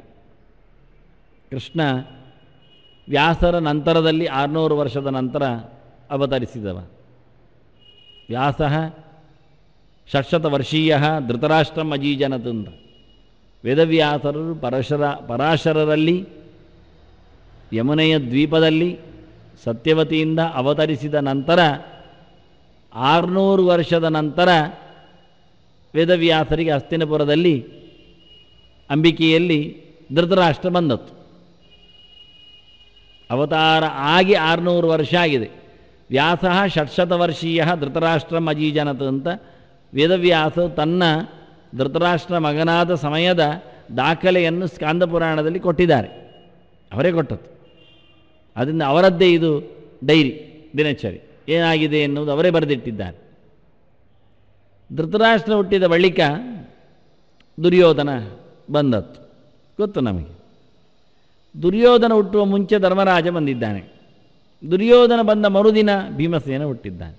ಭೀಮಸೇನನ ನಂತರದ ಅರ್ಧ ವರ್ಷದಲ್ಲಿ ಕೃಷ್ಣ, ಮತ್ತೆ ಅರ್ಧ ವರ್ಷದಲ್ಲಿ ಅರ್ಜುನ ಬಂದದ್ದು. ಹಾಗಾಗಿ ಕೃಷ್ಣನಿಗೆ ದುರ್ಯೋಧನ ನಂತರದಲ್ಲಿ, ಧರ್ಮರಾಜನ ನಂತರದಲ್ಲಿ ಅವತಾರದ ವ್ಯವಸ್ಥೆ. ಸುಮಾರಾಗಿ ಧೃತರಾಷ್ಟ್ರನಿಗೆ ಏನಲ್ಲದಿದ್ದರೂ ಒಂದು 10-30 ವರ್ಷ ಆದಾಗ ಗಾಂಧಾರಿಯ ಮದುವೆಯಿಂದ ದುರ್ಯೋಧನನ ಜನ್ಮ ಇಟ್ಟುಕೊಳ್ಳುವ 30 ವರ್ಷದ ಆದಾಗ. ಹಾಗಾಗಿ ಎಷ್ಟು ದೂರ ಆಯಿತು ಕೃಷ್ಣಾವತಾರಕ್ಕೆ? 650ರಷ್ಟು ಸುಮಾರಾಗಿ ಸಮಯ ಕೃಷ್ಣಾವತಾರಕ್ಕೂ ಮತ್ತು ವೇದವ್ಯಾಸರ ಅವತಾರಕ್ಕೂ ಸಂದಿತು. ವ್ಯಾಸರು ಅವತರಿಸಿದ ಕೂಡಲೇ ವೇದದ ವಿಭಾಗ ಮಾಡಿದ್ದಾರೆ, ಮಹಾಭಾರತದ ರಚನೆ ಮಾಡಿದ್ದಾರೆ, ಪುರಾಣಗಳನ್ನು ಕೊಟ್ಟಿದ್ದಾರೆ, ಬ್ರಹ್ಮಸೂತ್ರಗಳನ್ನು ನೀಡಿದ್ದಾರೆ, ಇತರ ಋಷಿಗಳಿಂದ ಅದನ್ನು ಮಾಡಿಸಿದ್ದಾರೆ. ಬ್ರಹ್ಮಸೂತ್ರಗಳು ಮೊದಲೇ ನಿಂತಿವೆ. ಕೃಷ್ಣನ ಗೀತೆಯ ಚಿಂತನೆಗಿಂತ ಮೊದಲೇ ಬ್ರಹ್ಮಸೂತ್ರಗಳ ರಚನೆ. ಅದನ್ನು ಹಿಂದೆ ಹೇಳಿದ್ದು ಹೇತುಮದ್ಭಿಹಿ ವಿನಿಶ್ಚಿತೈ, ಬ್ರಹ್ಮಸೂತ್ರ ಪದೈಶ್ಚೈವ ಹೇತುಮದ್ಭಿಹಿ ವಿನಿಶ್ಚಿತೈ ಅಂತ ಕೃಷ್ಣ ಉಲ್ಲೇಖ ಮಾಡಿದ್ದಾನೆ. ಬ್ರಹ್ಮಸೂತ್ರಗಳಿಂದ ಸಿದ್ಧಾಂತ ಗಟ್ಟಿಯಾಗಿದೆ, ವೇದದ ಚಿಂತನೆ ಅದು ಒಡಮೂಡಿದೆ ಎಂದು. ಆಗಲೇ ಬ್ರಹ್ಮಸೂತ್ರದ ರಚನೆ ಆಯಿತು. ಬ್ರಹ್ಮಸೂತ್ರದಲ್ಲಿ ಬಾದರಾಯಣರು ವೇದ ಚಿಂತನೆಯನ್ನು ಇಟ್ಟುಕೊಂಡಾಗ, ಬ್ರಹ್ಮಸೂತ್ರಗಳು ಅಂದರೆ ಅಷ್ಟೇ, ಬ್ರಹ್ಮ ಅಂದರೆ ವೇದ, ವೇದಗಳನ್ನು ಅರ್ಥ ಮಾಡಿಕೊಳ್ಳುವ ಬಗೆ ಹೇಗೆ ಅಂತ ಸೂತ್ರಗಳನ್ನು ಕೊಟ್ಟದ್ದು ಅಷ್ಟೇ. ವೇದಗಳನ್ನು ಒಡೆಯುವುದು ಹೇಗೆ, ಅರ್ಥೈಸಿಕೊಳ್ಳುವುದು ಹೇಗೆ, ಉಪಯೋಗಿಸಿಕೊಳ್ಳುವ ಕ್ರಮ ಏನು, ವೇದ ಯಾರನ್ನು ಹೇಳುತ್ತದೆ ಎನ್ನುವುದರ ಬಗ್ಗೆ ಜಿಜ್ಞಾಸೆ ಮಾಡಲಿಕ್ಕೆ ಹೊರಟದ್ದೇ ಬ್ರಹ್ಮದ ಬಗ್ಗೆ, ವೇದದ ಬಗ್ಗೆ, ವೇದದಲ್ಲಿ ಬರತಕ್ಕ ಬ್ರಹ್ಮನ ಬಗ್ಗೆ, ಭಗವಂತನ ಬಗ್ಗೆ ಚಿಂತನೆ, ಸೂಚನೆ. ಅದು ಬ್ರಹ್ಮಸೂತ್ರ. ಹೀಗೆ ಮಾಡಬೇಕು ಅಂತ ಅದು ಸೂಚನೆ ಕೊಡುತ್ತೆ ಅಷ್ಟೇ, ಎಲ್ಲವನ್ನು ಮಾಡುವುದಿಲ್ಲ. ಅನಂತವಾಗಿರತಕ್ಕ ವೇದಗಳ ರಾಶಿಯಲ್ಲಿ ಪ್ರತಿಯೊಂದನ್ನು ಹಿಡಿದು ಮಾತಾಡುವುದಿಲ್ಲ. ಸ್ಥಾಲೀಪುಲಾಕ ನ್ಯಾಯದಂತೆ ಕೆಲವನ್ನು ಮಾತ್ರ. ಎಲ್ಲ ಉಂಡೆ ಕಟ್ಟಿರ್ತಾರೆ, ಮತ್ತು ಒಂದನ್ನು ಮೆತ್ತಿ ನೋಡ್ತಾರೆ, ಒತ್ತಿ ನೋಡ್ತಾರೆ. ಯಾಕೆಂದರೆ ಗಟ್ಟಿಯಾಗಿದೆ ಇಲ್ಲೋ ಉಂಡೆ ಅಂತ. ಎಲ್ಲವನ್ನು ಒತ್ತಿ ನೋಡಿದರೆ ಅದು ಅಂಬಡೆ ಆಗುತ್ತೆ, ಮತ್ತು ಉಪಯೋಗ ಇಲ್ಲ. ಒಂದನ್ನು ಮಾತ್ರ ಹುಡಿ ಆಗುತ್ತೆ ಇಲ್ಲೋ ನೋಡ್ತಾರೆ. ಗಟ್ಟಿಯಾಗದಿದ್ದರೆ ಇನ್ನೂ ಗಟ್ಟಿ ಇಲ್ಲ ಆದರೆ ಒಣಗಲಿಕ್ಕೆ ಮತ್ತು ಬಿಡ್ತಾರೆ, ಅಥವಾ ಏನಾದರೂ ಶೈತ್ಯೋಪಚಾರ ಮಾಡ್ತಾರೆ, ಆನಂತರ ಡಬ್ಬಿಯಲ್ಲಿ ಹಾಕ್ತಾರೆ. ಪ್ರತಿಯೊಂದನ್ನು ಒತ್ತಿ ನೋಡಿ ಹಾಕ್ತದೆ ಹೋದರೆ ಡಬ್ಬಿಯಲ್ಲಿ ಒಡೆಯೇ ಆಗ್ತದೆ, ಮತ್ತು ಲಾಡು ಹೋಗಿ, ಅದು ಪ್ರಯೋಜನ ಇಲ್ಲ. ಹಾಗಾಗಿ ವ್ಯವಸ್ಥೆಯನ್ನು ಕೇಳಿದರೆ ಕೆಲವು ಸೂತ್ರಗಳಿಂದ ಕೆಲವು ಮಂತ್ರಗಳನ್ನು ಮಾತ್ರ ಚಿಂತನೆಗೊಳಿಸಿ ಎಲ್ಲ ವೇದ ಮಂತ್ರಗಳು ಹೀಗೆ ಅರ್ಥ ಆಗ್ತವೆ ಅಂತ ಹೇಳಿಬಿಡ್ತಾರೆ. ಅಂತಹ ಬ್ರಹ್ಮಸೂತ್ರಗಳಲ್ಲಿ ಸಮಯಪಾದ ಅಂತ ಇದೆ, ಎಲ್ಲ ಶಾಸ್ತ್ರಗಳನ್ನು ಒಡೆಯುವುದು. ವೇದಕ್ಕೆ ವಿರುದ್ಧವಾಗುವ, ವೇದವನ್ನು ತಪ್ಪಾರ್ಥದಲ್ಲಿ ಬಳಸಿಕೊಂಡ ಅವೈದಿಕ ಆಗಲಿ ವೈದಿಕ ಆಗಲಿ ಮಾತುಗಳಿದ್ದರೆ ಅದಕ್ಕೆ ಪೆಟ್ಟುಕೊಡುವ ವ್ಯವಸ್ಥೆ ಶುರುವಾಯಿತು. ಯಾರೆಲ್ಲ ಬರಲಿ ಅಂತಾರೆ, ಜೈನರ ಬನ್ನಿ ಅಂತ ಹೇಳ್ತೀರಿ, ನಿಮ್ಮಿಂದ ಮೋಕ್ಷ ಸ್ವರೂಪ, ನೀವು ವೇದವನ್ನು ಓದ್ತೀರೋ ಇಲ್ವೋ, ವೇದದಲ್ಲಿ ಹೇಳಿದ್ದು ಒಪ್ತೀರೋ ಇಲ್ವೋ ಶುರು ಮಾಡ್ತಾರೆ. ಹಾಗೆ ಜೈನರು, ಬೌದ್ಧರು, ಸಾಂಖ್ಯರು, ಪಾಶುಪತರು, ಯೋಗರು ಎಲ್ಲರನ್ನು ಕರೀತಾರೆ. ತಾರ್ಕಿಕರು ಇವರು ಈಚೆ ಬದಿಯಿಂದ, ಮೀಮಾಂಸಕರು ಎಲ್ಲರನ್ನಿಟ್ಟುಕೊಳ್ತಾರೆ. ಎಲ್ಲರನ್ನಿಟ್ಟುಕೊಂಡು ವೇದ ಹೇಳಿದ ಸಂಗತಿ ಇತರ ಶಾಸ್ತ್ರಗಳಲ್ಲಿ ಎಷ್ಟು ದೂರದಲ್ಲಿದೆ, ಎಷ್ಟು ಹತ್ತಿರದಲ್ಲಿ, ಏನು ಸರಿ ಇದೆ, ಏನು ತಪ್ಪಿದೆ ಎನ್ನುವ ಅದ್ಭುತವಾದಂತಹ ಒಂದು ವಿಮರ್ಶೆ ಅದು ಸೂತ್ರದಲ್ಲಿ ಬಂದಿದೆ. ಆಗಲೇ ಸೇಶ್ವರ ಸಾಂಖ್ಯರ ಮತ, ನಿರೀಶ್ವರ ಸಾಂಖ್ಯ ಮತ, ಪುರುಷೋಪಸರ್ಜನ ಪ್ರಕೃತಿ ಸಾಂಖ್ಯ ಮತ, ಪ್ರಕೃತಿ ಕರ್ತೃತ್ವವಾದ ಮತ, ಸಾಂಖ್ಯರಲ್ಲೇ ಸುಮಾರು ಬಗೆ ಇದೆ, ಹೆಚ್ಚು ಕಡಿಮೆ ಇದೆ ತತ್ವಗಳನ್ನು ಹೇಳುವಾಗ. ಅದನ್ನಷ್ಟು ಇಟ್ಟುಕೊಂಡು ಎಲ್ಲಿ ಏನು ತಪ್ಪಾಗ್ತದೆ ಹೇಳಿಕೊಂಡು ಅದನ್ನು ಚಿಂತನೆ ಕೊಡ್ತಾರೆ. ಆದ್ದರಿಂದ ಈಶ್ವರ ಒಪ್ಪಿದ ಸಾಂಖ್ಯ ಬ್ರಹ್ಮಸೂತ್ರಕಾರನಲ್ಲಿ ಇದೆ. ಆ ಕಾಲದಲ್ಲಿ ಅದು ಬದುಕಿತ್ತು, ಅರ್ಥ ಮಾಡಿಕೊಂಡಿದ್ರು, ಜನ ಅದನ್ನು ಓದ್ತಿದ್ರು. ಅದರಿಂದ ಸಾಂಖ್ಯ ದರ್ಶನ ಅಂದರೆ ಎರಡು ಬಗೆಯ ಸಾಂಖ್ಯ ದರ್ಶನ. ಹೀಗೆ ನ್ಯಾಯ ದರ್ಶನ ಅಂದರೆ ವೈಶೇಷಿಕ, ಕಾಣಾದ ಅಂತ ಎರಡು ಬೇರೆ ಬೇರೆ ಉಂಟು. ಇಬ್ಬರು ಇದ್ದಾರೋ, ಇಬ್ಬರು ಪ್ರವರ್ತಕರು, ಇಬ್ಬರಿಗೂ ಮೂಲಪುರುಷ ಇರ್ತಾನೆ, ಗೌತಮ ಇತ್ಯಾದಿಗಳೆಲ್ಲ ಇದ್ದಾಗೆ. ಅದರಂತೆ ಸಾಂಖ್ಯರಲ್ಲಿ ಎರಡು ಬಗೆಯಿಂದ, ಹೇಗೆ ಮಹಾಯಾನ ಹೀನಯಾನ ಅಂತ ಉಂಟು ಬೌದ್ಧರಲ್ಲಿ, ಮತ್ತು ಜೈನರಲ್ಲಿ ಶ್ವೇತಾಂಬರ ದಿಗಂಬರ ಅಂತ ಉಂಟು. ಎಲ್ಲ ವಿಭಾಗಗಳುಂಟು, ಧರ್ಮಗಳ ವಿಭಾಗಗಳುಂಟು, ವ್ಯವಸ್ಥೆಗಳೆಲ್ಲ ಉಂಟು. ಅದೇ ರೀತಿಯಾಗಿ ಇಲ್ಲಿ ಎರಡು ಬಗೆ ಇವತ್ತು ಇದೆ. ಇವತ್ತಿರತಕ್ಕಂಥ ದೊಡ್ಡ ದೊಡ್ಡ ಮತಗಳಲ್ಲಿಯೂ ಎರಡೆರಡು ಬಗೆಗಳಿವೆ. ಎರಡೆರಡು ದೊಡ್ಡ ದೊಡ್ಡ ಮತದಲ್ಲಿಯೂ ಎರಡೆರಡು ಬಗೆ ಇದೆ ಇದೇ ರೀತಿಯಾಗಿ. ಹಾಗೆ ಎಲ್ಲ ಕಡೆಯೂ ಒಂದೇ ಬಗೆ ಅಂತಾರೆ, ಅದನ್ನು ಒಪ್ಪದ ಇನ್ನೊಂದು ಬಗೆ. ಅವರಿಗೆ ಇವರು ಕಂಡ್ರೆ ಆಗುವುದಿಲ್ಲ, ಅವರವರೇ ಅದೇ ಮತದವರು ಅದೇ ಜಾತಿಯವರಾದರೂ ಅವರು ಕಂಡ್ರೆ ಇವರಿಗೆ ಆಗುವುದಿಲ್ಲ. ಅವರದ್ದು ಧರ್ಮಾನ್ಯಾಯ ಸರಿ ಇಲ್ಲ, ನಮ್ಮದು ಸರಿ ಇದೆ ಅಂತ ಇಬ್ಬರು ಹೇಳುವುದು ಅದನ್ನೇ. ಆದ್ದರಿಂದ ಸೇಶ್ವರರು ನಿರೀಶ್ವರರಿಂದ ಎರಡು ರೀತಿಯ ಸಾಂಖ್ಯರು, ಅಂದರೆ ಈಶ್ವರನ್ನು ಒಪ್ಪುವ ಸಾಂಖ್ಯರು, ಈಶ್ವರನ್ನು ಒಪ್ಪದ ಸಾಂಖ್ಯರು ಅಂತ. ಪ್ರಪಂಚದ ಬಗ್ಗೆ ಹೇಳ ಹೊರಟವರು ಸಾಂಖ್ಯರು. ಆಗ ಕೃಷ್ಣ 5 ಕರ್ಮಕ್ಕೆ ಕಾರಣ ಅಂತ ಹೇಳುವಾಗ ಇದು ಸಾಂಖ್ಯಶಾಸ್ತ್ರದಲ್ಲಿ ಹೇಳಿದೆ ಅಂತ ಹೇಳಿಬಿಟ್ಟ. ಆದರೆ ಇವತ್ತು ಚಾಲ್ತಿಯಲ್ಲಿರತಕ್ಕ ಸಾಂಖ್ಯಶಾಸ್ತ್ರ ಅದು ಈಶ್ವರನನ್ನು ಒಪ್ಪುವುದಿಲ್ಲ. ಇವರು ದೈವಂಚೈವಾತ್ರ ಪಂಚಮಂ ಹೇಳಿ ಭಗವಂತನು ಅದಕ್ಕೆ ಕಾರಣನು, ನಿಮಿತ್ತ ಕಾರಣ ದೇವರು. ದೇವರು ಇಲ್ಲದಿದ್ದರೆ, ದೇವರ ಸಂಕಲ್ಪಕ್ಕೆ ಅದು ಬರದಿದ್ದರೆ ಯಾವ ಕರ್ಮವೂ ನಡೆಯುವುದಿಲ್ಲ.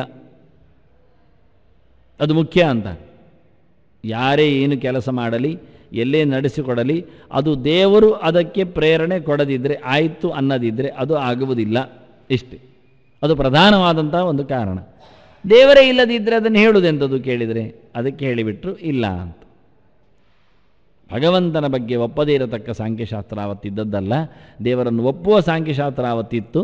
ಮುಂದೆ ಅದನ್ನು ಅರ್ಹತರಿಗೆ, ಅಂದರೆ ಅರ್ಹತರಿಗಿಂತಲೂ ಜೈನರಿಗಿಂತಲೂ ಮುಖ್ಯವಾಗಿ ನಾಸ್ತಿಕರ ಹತ್ತಿರಕ್ಕೆ ಹೋದಾಗ ಇದ್ದ ಪ್ರಪಂಚವನ್ನು ಮಾತ್ರ ಸಾಕು ನೋಡಿಕೊಳ್ಳುವ, ಇಲ್ಲದ ಪ್ರಪಂಚದ ಭಗವಂತನೆಡೆಗೆ ಸಾಗುವುದು ಬೇಡ ಅಂತ ಮೊಟಕುಗೊಳಿಸಿದರು.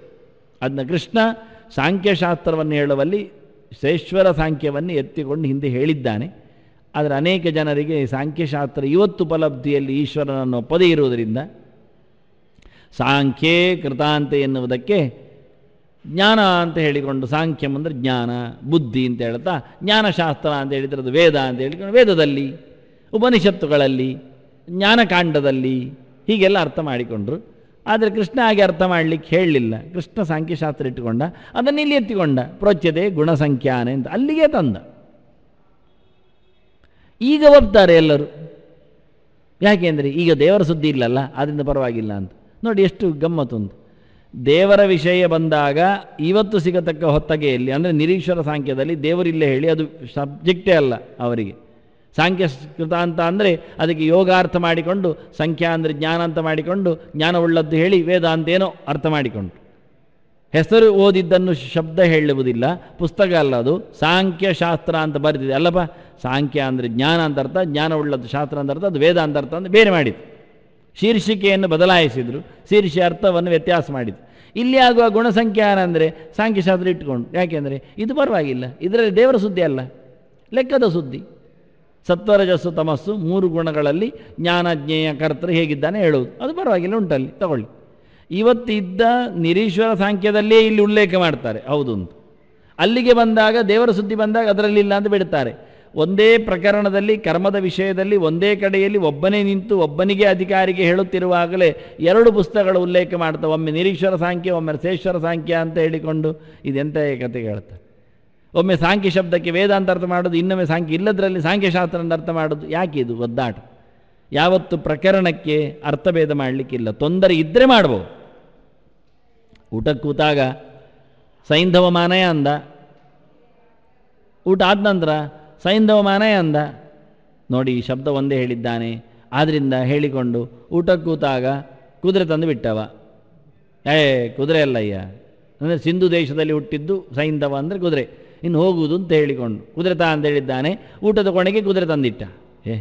ಸಿಂಧು ಅಂದರೆ ಸಮುದ್ರದಲ್ಲಿ ಹುಟ್ಟಿದ್ದು ಕುದುರೆ ಅಲ್ಲ, ಕುದುರೆ ಹುಟ್ಟಿದೆ. ಸಿಂಧು ಸಮುದ್ರದಲ್ಲಿ ಹುಟ್ಟಾದದ್ದು ಉಪ್ಪು ತಾ ಅಂತ ಹೇಳಿದ್ದು ಊಟಕ್ಕೆ ಅಂದ. ಆಯ್ತು, ಒಂದು ಉಪ್ಪು ತಂದ. ಮತ್ತು ಊಟ ಆಯಿತು, ಕೈ ತೊಳೆದೆ, ಎಲ್ಲ ಆಯಿತು, ಸೈಂಧವ ಮಾನಯ ಅಂದ. ಆಗ ನೆನಪಾಯ್ತು ಅವನಿಗೆ, ಉಪ್ಪು ತಂದ.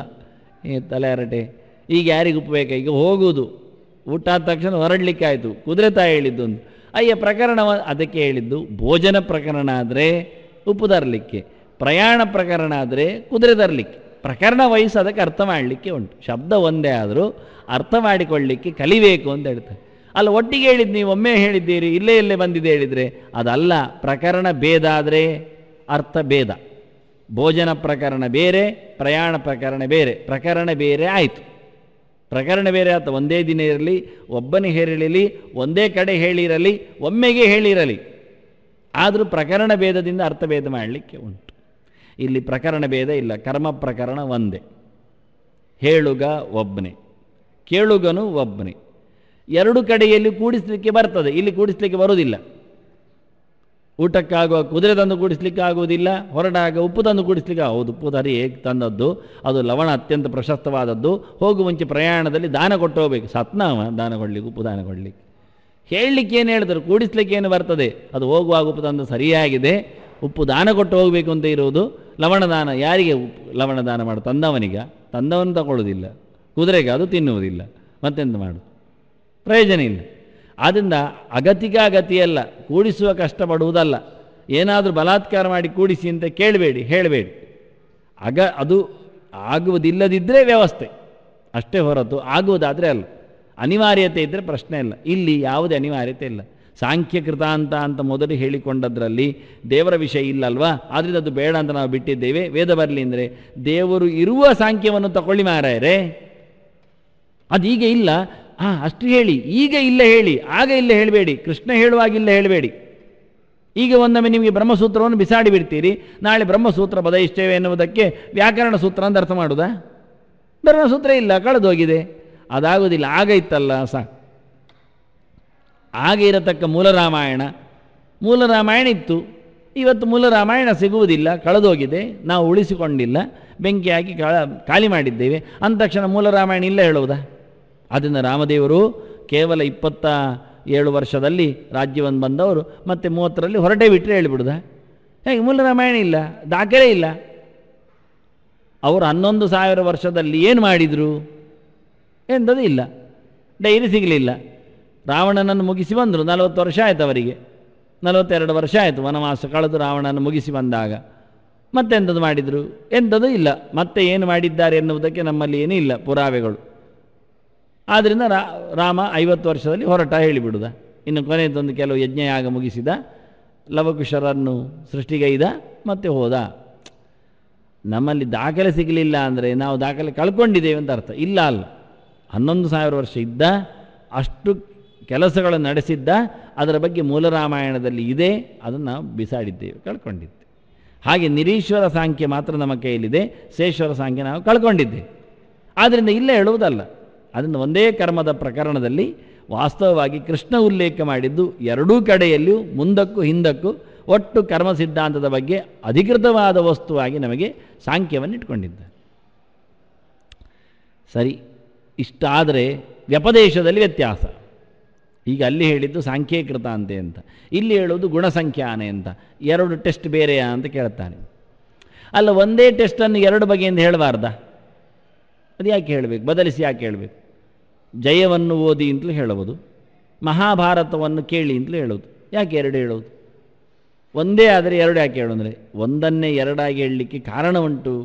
ಯಾಕೆಂದರೆ ಹೆಸರಿನಲ್ಲಿರತಕ್ಕಂತಹ ವ್ಯವಸ್ಥೆಯಲ್ಲಿ ನೀವು ಜಯವನ್ನು ಓದಿ ಹೇಳಿದ್ದು ಜಯತ್ಯನೇನ ಸಂಸಾರಮಿತಿ ಜಯ ಅಂತ, ಸಂಸಾರದಿಂದ ಜಯ ಸಿಗುತ್ತೆ ಅಂತ, ಅದಕ್ಕೆ ಜಯವನ್ನು ಓದಿ ಅಂತ. ತಥೋ ಜಯಮುದೀರಯೇ ಅಂತ ಹೇಳೋದು ಅದಕ್ಕೆ. ಮತ್ತು ಮಹಾಭಾರತವನ್ನು ಹೇಳೋದು ಯಾಕೆಂದರೆ ಅದು ಭರತ ವಂಶದ ಚರಿತೆಯಿಂದ ನೆನಪಾಗ್ತದೆ ನಮಗೆ, ಪಾಂಡವರ ಶುದ್ಧ ಚರಿತೆ ಅಂತ. ಆದ್ದರಿಂದ ಅವರ ನೆನಪಾಗಲಿಕ್ಕೆ ಮಹಾಭಾರತ ಹೇಳೋದು. ಒಂದು ದೃಷ್ಟಿಯಿಂದ ಮಹಾಭಾರತ ಓದಿ ಹೇಳಿದರೆ ವಂಶದ ಪರಂಪರೆ ಬೆಳೀತದೆ ಅಂತ ಅರ್ಥ. ಜಯವನ್ನು ಓದಿ ಹೇಳಿದರೆ ಸಂಸಾರದಿಂದ ಬಿಡುಗಡೆ ಆಗುತ್ತೆ. ಒಂದರಲ್ಲಿ ಬಂಧನದ ನಿವೃತ್ತಿ, ಇನ್ನೊಂದರಲ್ಲಿ ಸಂಪತ್ತಿನ ಪ್ರಾಪ್ತಿ.